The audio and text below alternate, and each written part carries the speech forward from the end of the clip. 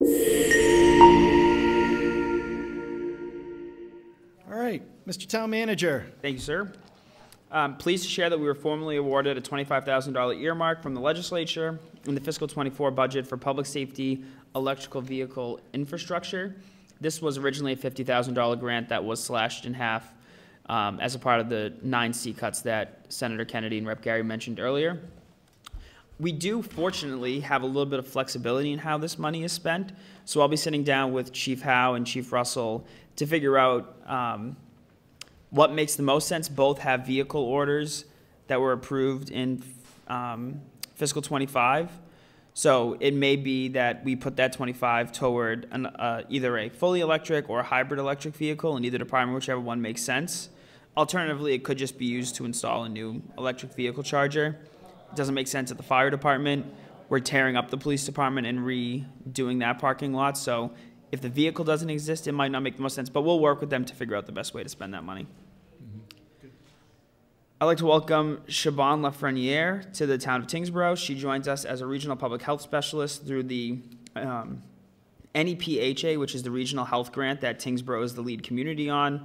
She'll be focusing on ensuring that residents in all of the member communities have access to the various resources and support that promote public health. She started last Thursday. She will primarily be out of Tewksbury Town Hall, but as with the other grant-funded positions, they rotate between all of the communities. Conveniently enough, she'll also be able to supplement the existing social worker services that we provide to the Council on Aging. So this will be a very holistic position that kind of looks at connecting people in ways that we weren't able to before. Today, we were happy to host the Northern Middlesex Council of Governments Municipal CEO meeting here in the community room. It's a monthly meeting of area town managers to discuss regional challenges, brainstorm solutions, and collaborate on issues that we all face. We had a great conversation about communicating the importance of passing zoning for MBTA communities. All of them except for Pepperell are in the same situation that we're in. So it was a productive conversation. Colleen Gary kind of stole my thunder on the town center footbridge project, but kudos to her for reading this, obviously, beforehand. The boardwalk has been installed, but we're in a bit of a holding pattern on the bridge installation. The original design by Time Bond was unsuccessful because, despite substantial testing done by Time Bond beforehand, the contractor, when putting the helical piles in, hit too much rock and it wasn't feasible. So we sent Time Bond back to the drawing board. They came back with a second design. When our contractor provided the change order for it, it was not only outside of the budget scope, it was higher than we're allowed to do a change order for. So Jake and I have met with the contractor and Time Bond twice now. We got a revised change order this morning that's much closer to where we need the project to be. So we'll be having subsequent conversations later this week. And I believe we'll be able to bring it down to something that we can afford. But the biggest piece for us was ensuring that we had this done before Block Party, because as you all know, the bridge is sitting on a sidewalk that is largely trafficked during Block Party. So the new vendor that our contractor got a quote from has said they can do it in less time than the last one. So we're optimistic, but I know people have been looking at why that bridge is still sitting there. This is part of the problem. It's a unique site. It's very close to training walls that support the dam that MassDOT owns. Nothing with the state is easy. They've made it superbly challenging. So the uniqueness of it has made it difficult. On Thursday, we're hosting a kickoff meeting with the designers for the pre-engineered steel building that will serve as a new DPW and sewer building on the site of the existing highway garage. I think that the highway guys are more excited about this than anyone. You may have seen they've cleared quite a bit of the site where it's going to be located. I expect that the design will be very quick. I think in their proposed schedule, it aligns perfectly with what we were planning, which would be to have design completed at some point midsummer and us be able to go out to bid for construction late summer. An update on the purple lights in the town center.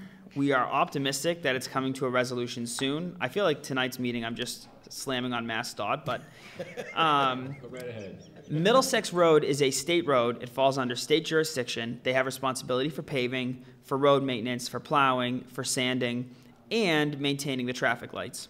You would think that that also means that they have jurisdiction over the streetlights. And 9 months ago, when we first brought the issue to their attention, they acknowledged that they were their lights and that they were replacing them.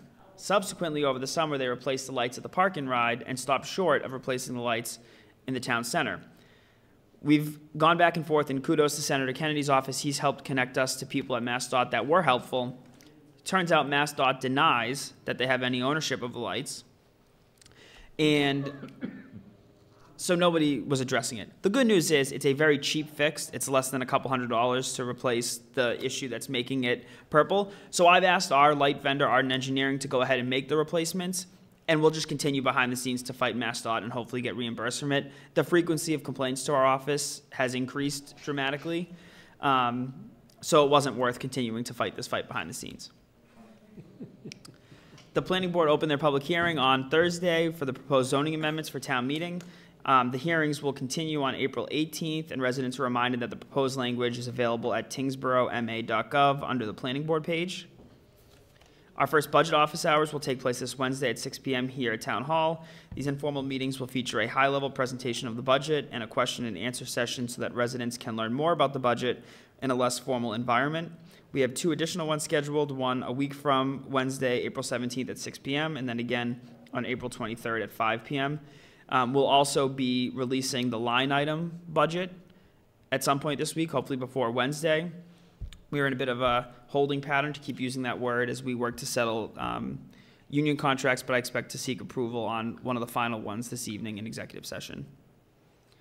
Pre-town meeting will take place on April 30th here in the community room at 6 p.m. If you have not attended before, it's an informational meeting where we present the warrant articles, we talk about the impact and answer questions. These are not debate forums and no votes are taken, but it's a more comfortable environment for folks to ask their questions.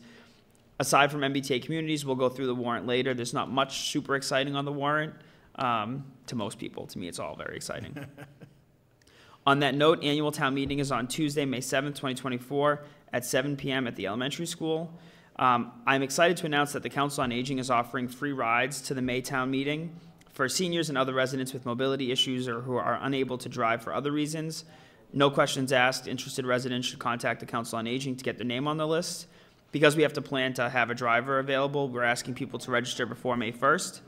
And we'll pick you up before town meeting, drop you off. The only caveat is that the bus won't make multiple trips during the meeting, so if you take the bus, you will unfortunately have to stay to the end of the meeting before it drives you home. We'll make it worth your while. And then lastly, I'll just note that last week, Town Clerk Joanne Schiffers released the ballot for the May 21st annual town election. A copy of the ballot is available online at tyngsboroughma.gov. Polls are open on May 21st from 7 a.m. to 8 p.m., and you can learn more about absentee voting and where you vote on the elections and voting page of the town website. Excellent. I think I've said enough. All right, Kat, do you want to do yours before I open up to questions? I only have a few items, Thank of you. course. The town has received nearly $56,000 in abatement payments to date from the statewide opioid settlement and will continue to receive funding for the next several years. We have formed an internal working group made up of police, fire, public health, and library staff. And staff have been working to identify ways to engage the community, to identify the need, especially from those directly affected by the epidemic. In addition, we are working with departments to provide a centralized depository of resources, from books to regional mental and behavioral health resources, training, and supplies. And the working group is also trying to leverage existing state and regional mental health and behavioral health disorder programming and services, which is something the state is really encouraging. And then last thing, proposals were due for assessors consulting services for FY26 through FY28 on Wednesday, March 20th.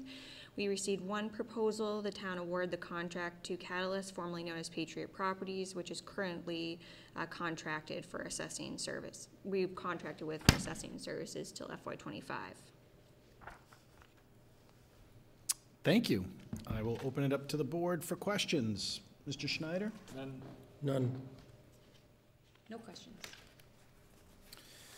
I don't have any questions, but again, a lot of stuff that's in there, a lot of good things that are happening. Relative to the budget presentation, you're doing 3 weeks of it. Just love it so much. Is there, what if nobody shows up?